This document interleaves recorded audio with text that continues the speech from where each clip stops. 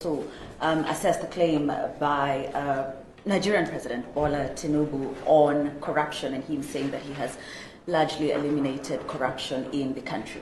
Well, I agree with him. I agree with him. See, Africa often gets the wrong end of the stick. And the reason being that Western agencies and the media control how corruption is gauged worldwide. I'm going to give you a couple of examples. In our custom in Nigeria, it is customary that when a public servant goes over and beyond his duties to help you, you appreciate them. We had this before colonialism. We had empires, some of you might not know, we had kingdoms. Oyo Kingdom, we had public officials there, Oyo Mesi, Ogboni, we had the Hausa Fulani kingdoms. When a public official goes beyond his duty, you appreciate them. But when that's done, people like Transparency International and the Western media see that as corruption. It is not corruption, because they take into effect their own custom and then they judge it positively. I'll give you an example. In the West, if you go to a restaurant to eat, it's customary to tip a waiter. For example, Peter Okoye, a popular Afrobeat singer, he was in Atlanta, he went to a restaurant to eat, and he did not tip the waiter because that's not our custom. And the waiter just wrote a public letter, a stinker. So you see, why is tipping not corruption, but then appreciating a public official corruption? You see, some of the things that happen in the West, that's why I said Africa gets the wrong end of the stick.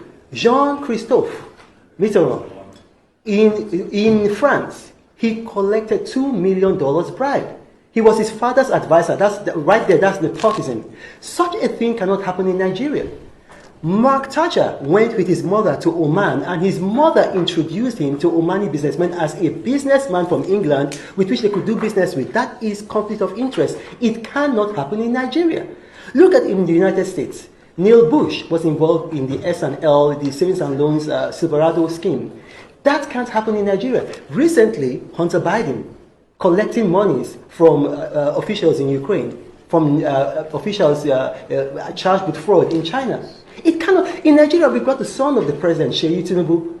The son of the president, a businessman, he has never collected a contract from the government. He travels with his father. The father has never introduced him to anybody as a businessman from Nigeria to do business with. Nigeria is not a corrupt country. I'm going to tell you something. In New York, one man, Bernie Madoff, stole 68 billion. It cannot happen in Nigeria. So if we are going to have a more egalitarian means of judging corruption, you'll find out that Nigeria is much better than many European countries, certainly much better than America. And I'm proud to be a Nigerian.